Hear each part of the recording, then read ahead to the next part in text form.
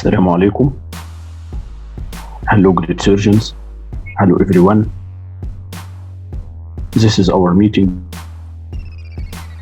We are going to discuss breast disorders and every detail about breast surgery needed for general surgery and for membership of the Royal College. Breast and endocrine is an important chapter in general surgery and for paper 2 MRCS. About 4 to 8 questions came in paper 2 for breast and endocrine disorders. Okay, then now let's start. We will start by discussing benign breast conditions from Hesham notes. Benign breast conditions, the most important is fibroadenoma. Fibroadenoma is the most common breast lump. You should know what is the most common breast lump. It is fibroadenoma. It formed of fibroadenoma. So there is a fibrous tissue and glandular tissue, but with predominance of the fibrous tissue. Two types of fibroadenoma are intracanalicular fibroadenoma and pericanalicular fibroadenoma. Okay, you should remember GIS. Giant intracanalicular fibroadenoma is soft, while small pericanalicular fibroadenoma is firm. This is GIS. Giant intracanalicular fibroadenoma is soft, while small pericanalicular fibroadenoma is firm. Regarding fibroadenoma, it occurs in age between 15 to 30, and it is most important to know that between 15 to 30.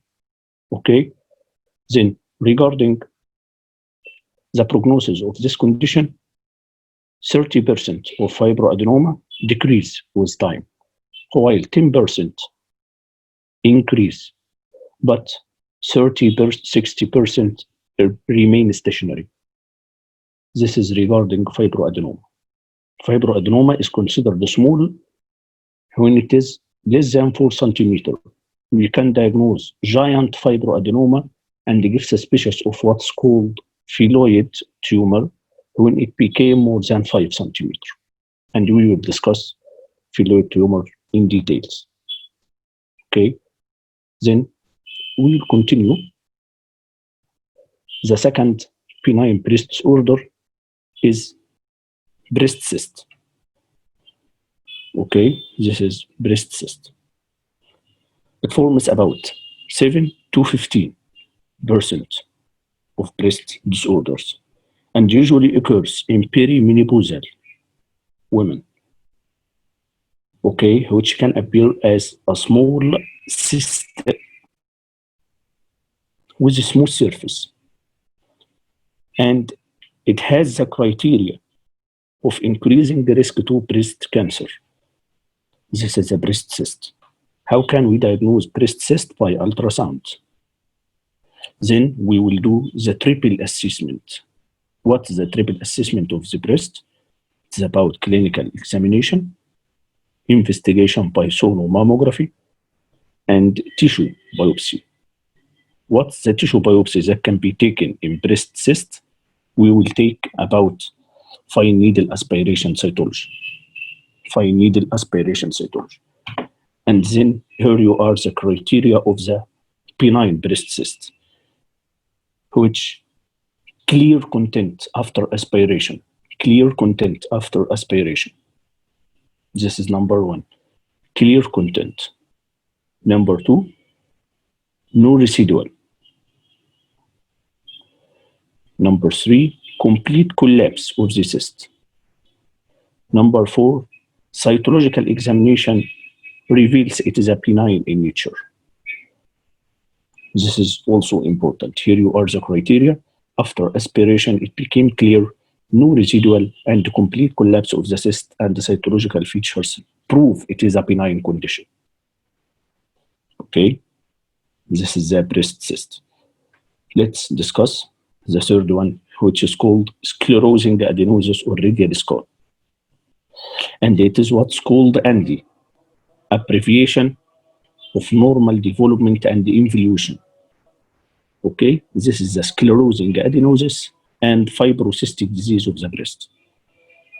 Abbreviation of normal development and involution.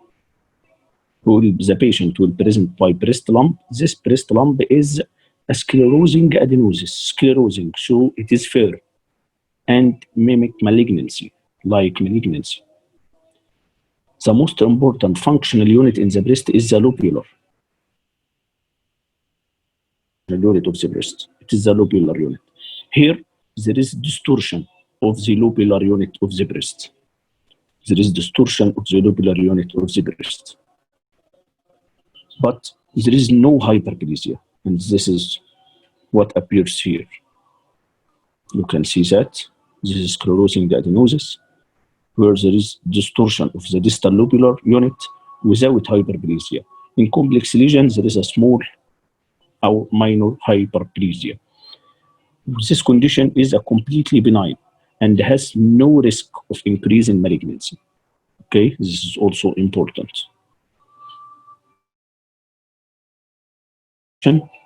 Which is the epithelial hyperplasia. Please take your note during doing that. Epithelial hyperplasia. It is an important precancerous lesion. Precancerous lesion.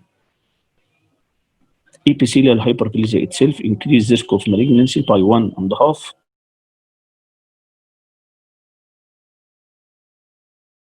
Typical epithelial hyperplasia increase the risk of malignancy 5 times, and this is important.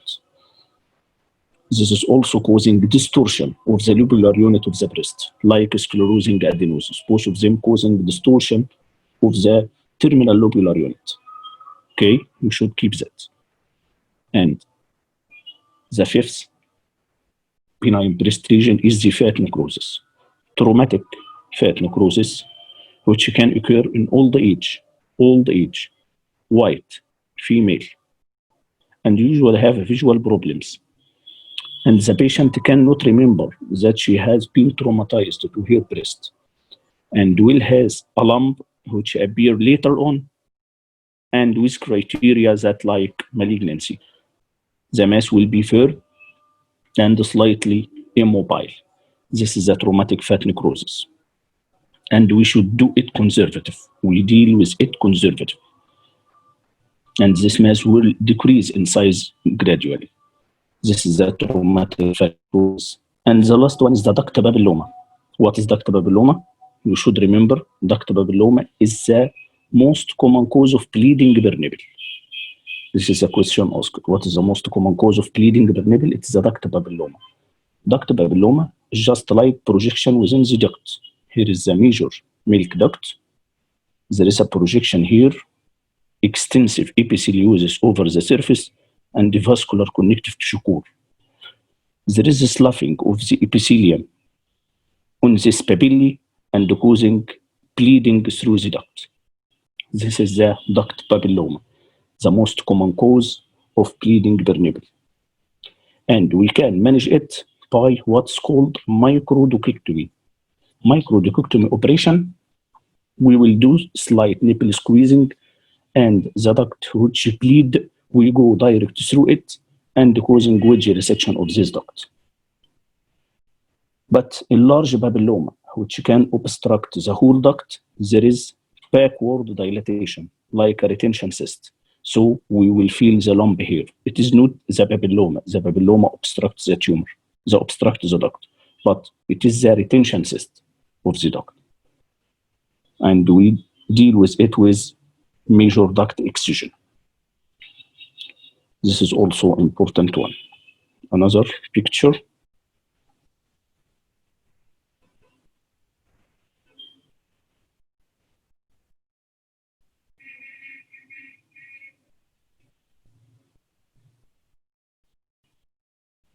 This is the NHS breast screening program. The breast screening program in the UK system, which starts screening 2 females between age 50 to 70 years, plus or minus 3 years. So it starts 47 to 73 years. This came in the questions. Screening program in the NHS breast screening program starts in females between 50 to 70 plus or minus 3 years, then it is 47 to 73. We will do screening by mammography. And usually mammography is about 2 views. It is an X-ray of the breast. It is an X-ray, and it is characterized by 2 views, craniocaudal and mediolateral oblique. Craniocaudal and mediolateral oblique. Just compression of the breast to see it from craniocaudal and mediolateral oblique. And this film is read by 2 consultants. This is also an important. We do screening to females. The age here is important, from 47 to 73 by X-ray, which is a mammography, by 2 views, craniocaudal to mediolateral oblique, and this is read by 2 radiological consultants or 2 radiological trainee. This is also important. And I will share an important picture for breast screening program in the NHS collected. This is the most important photo for NHS screening program. Okay, we do that every 3 years for a patient from 50 to 70 plus or minus 3. 40% were detected, malignancy were detected in 40% of patients. But while the mass is less than 15 milli, it is not palpable. Okay, and also it can detect 0.8% of patients, which can be detected is a ductal carcinoma in situ. And this is also an important in situ, has been found in 20% of the screening mammography. This screening mammography is about 2 views, can be read by 2 consultants. And the incidence of developing breast cancer is 12.5% in every 1 from 8 females. This is the important NHS breast screening program. Each one of this is a question asked. Please keep it. I will share another one.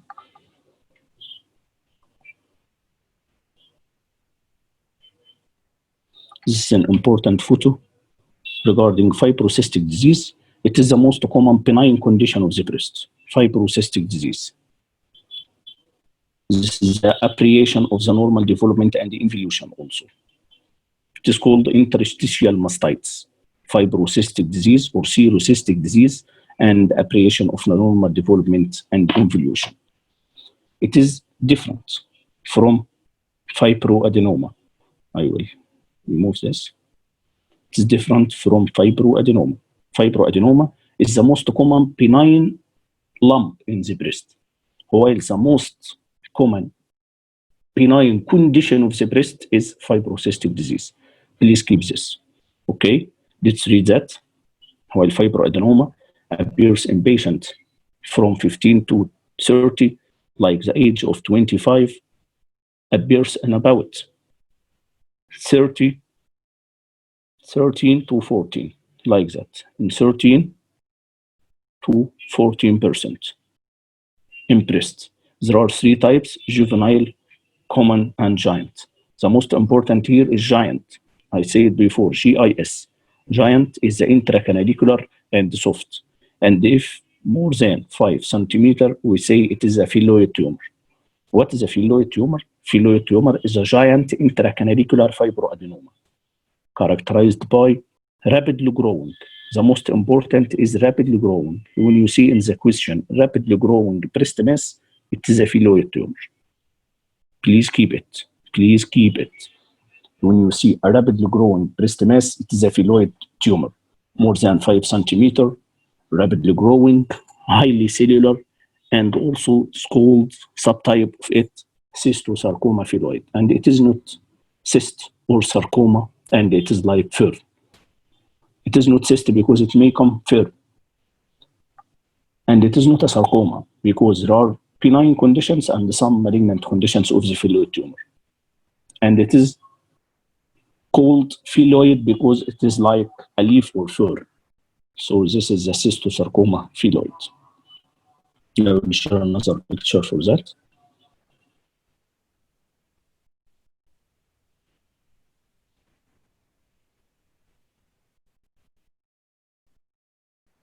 This is the fibroadenoma, which can occur in patients less than 30 and found in about 90% of the breast mass. It is the most common breast mass, as I said. They are masses which appear less than 5 centimeters, and if more than 5 centimeters, they became the phylloid tumors. On radiography, it became as a pair, well-circumscribed, homogeneous lesion, and has a risk of malignant transformation in less 1%. This is a fibroadenoma. Please keep it. Now we will go for precancerous lesion or risk factors of breast cancer. The most important risk factor is increasing age in female with prolonged exposure to estrogen. The most important word here is estrogen. Female is nullipara with no pregnancy, with early menarche and late pregnancy and late menopause. This causing exposure of the patient to high dose of estrogen. Please keep it. Female with receiving estrogen, either hormone replacement therapy or oral contraceptive pills. If the patient is receiving estrogen and hormone replacement therapy and oral contraceptive pills with nullipara female and early menarche, late pregnancy and late menopause, all of them are criteria of increasing breast cancer. And there are also some precancerous lesions, as I told before, duct papilloma, atypical epithelial hyperplasia, lobular carcinoma in situ.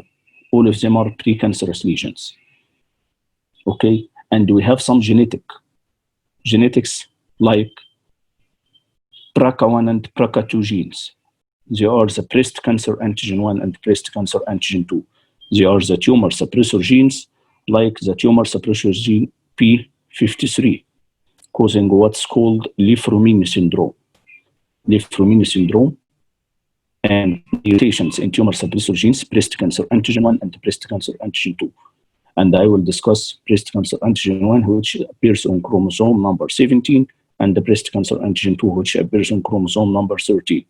And this 2 is responsible for male breast cancer also. This is also to keep it important. Okay, then I will discuss another picture.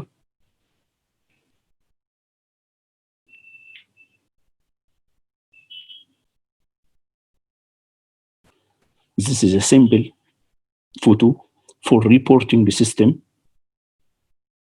during the mammography or the ultrasonography, which can give you M1 or U1, M1 or U1, M2 or U2, and increasing. 1 is normal, 2 is a benign, 3 is with benign, 4 with malignancy, while 5 is proven malignancy with evident pathology. Okay, this is the reporting, a very important. By mammography or ultrasonography, when give you M or U, M1, 2, 3, 4, 5, and U1, 2, 3, 4, 5. 1 is normal, 2 is completely benign, 3 is probably benign, 4 is probably malignant, and 5 is sure malignant with evident pathology. This is the reporting system. Please keep this. Another one.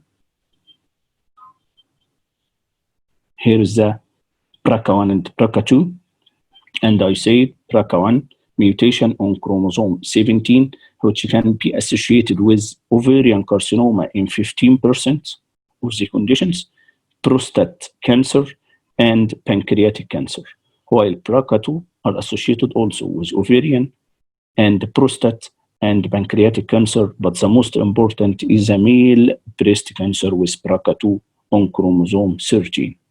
Please keep it. This is also important. Another one.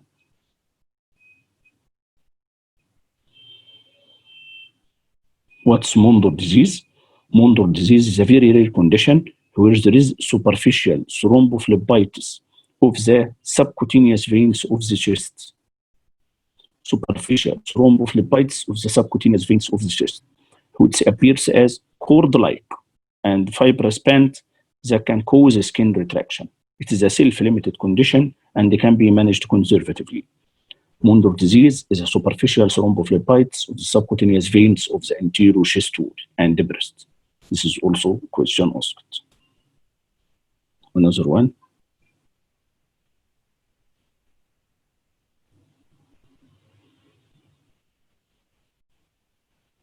How to differentiate between ductictesia and periductal mastites? And this is a question also asked. Both of them, some of you may say both are the same. And in the UK system, ductictesia is a normal variant and it is not the same like periductal mastites because ductictesia appears as old age with discharge but has little relation to smoking. And some theories say that ductictesia has 3 causes. The first is milk, which acts as a sequestrated antigen hidden from the immunity. When it appears to the blood, there is antigen-antibody reaction and causing fibrosis of the duct, then retention of the milk in the duct. This is the first one. Second one is viral infection. Viral infection causing inflammation also of the duct and can heal by fibrosis and stricture, then retention of the duct. Later on, and with little relation, is smoking, which induce electrochemical neutrality disturbance of the duct, induce inflammation, then fibrosis, then retention. There are the 3 theories of the ductictesia: milk, which acts as a sequestration antigen, and viral infection and smoking. But the most important here is periductal mastitis, which appears as a younger age than 50. 50 is in ductictesia, while periductal mastitis in a younger age. And it has a strong relation with smoking. So in the question, a female about 40 to 50 old age appears presented with greenish or whitish discharge, milky like, and has a good relation to smoking. So it is usually periductal mastitis. Please keep it. A question, female 40 to 50 appears with a breast discharge or breast lump and has relation to smoking, so it is a periductal mastitis. Please keep that. Another one.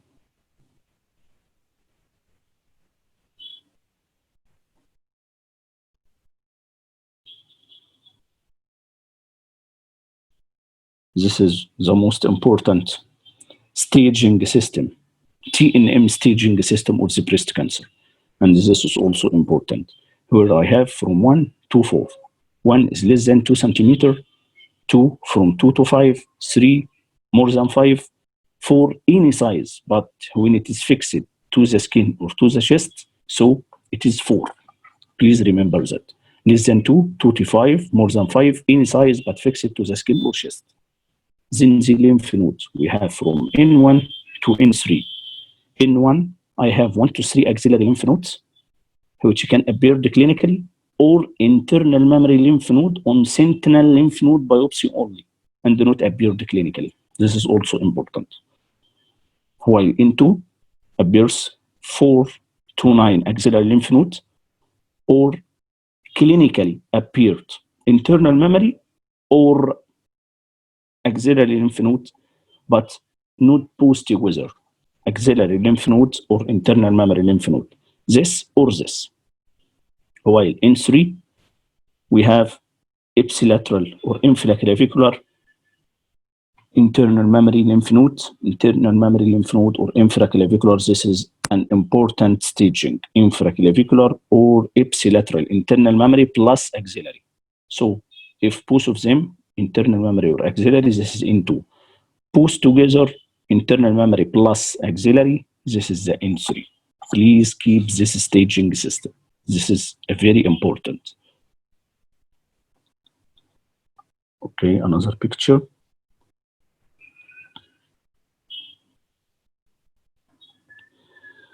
Complications of breast surgery. What occurs after breast surgery, which is important? Injury to the long thoracic nerve of bell. This is causing winging of the scapula because it supplies the serratus anterior. Intercostobrachial nerve, which is responsible for sensation in the armpit. So when there is paresthesia in the armpit, it is the intercostobrachial nerve. Intercostobrachial nerve is the lateral cutaneous nerve of C2. Of T2, lateral cutaneous nerve of T2. This is also important. Injury to the thoracodorsal, which supplies the serratus anterior, and this is important for the serratus anterior, thoracodorsal flap, thoracodorsal, which supplies the latissimus dorsi, L dorsi flap. This is important. And infection, lymphedema, seroma. Lymphedema also important to occur after breast surgery, and there are multiple causes for lymphedema in breast, which may be after radiation, maybe after surgery, maybe by local lymphatic invasion of these lymphatics. There are three causes of lymphedema in the breast, either radiation or surgery or lymphatic invasion. So please remember, longothoracic nerve, thoracodorsal, and intercostobrachial, here is three nerves, then later on infection, lymphedema, seroma. Another one. This is how to deal with conditions and the treatment of the breast cancer. Please remember that if you have estrogen receptor or progesterone receptor positive, then I will go for hormonal. What's your hormonal management? This is either premenopausal or postmenopausal. Premenopausal, I will go for tamoxifen. And postmenopausal, I will go for anastrozole inhibitor. Okay, aromatase inhibitor, anastrozole. This is important.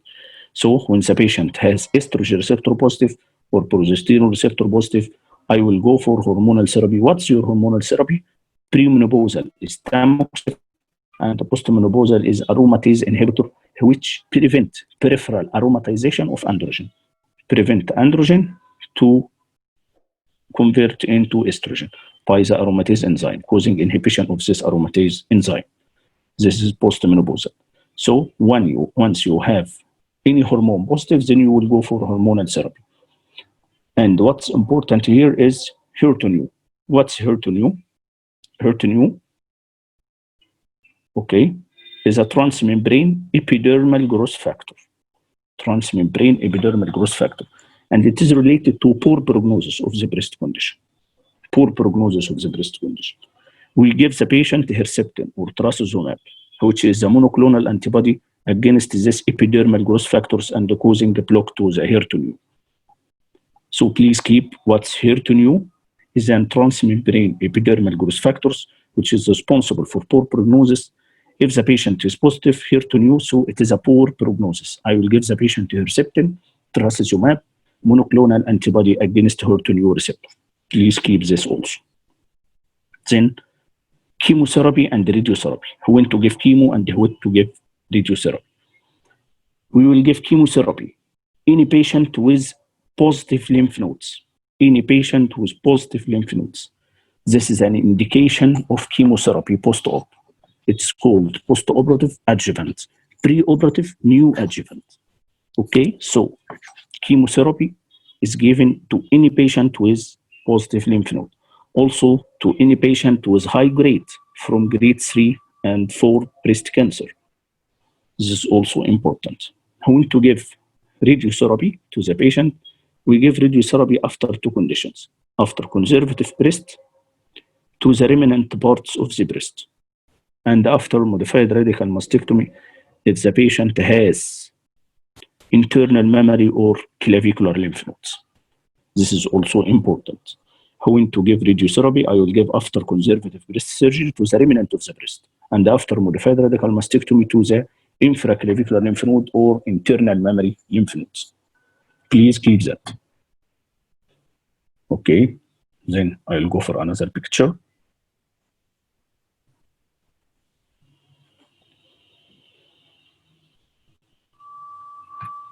and I think this is the last one, when to do mastectomy and when to do wide local excision.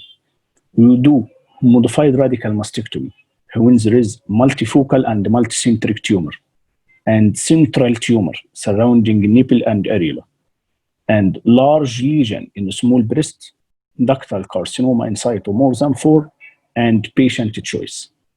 These are the indications of mastectomy: multifocal or multicentric, central tumor, large in small breast, ductal carcinoma more than 4 centimeter, and the patient preference.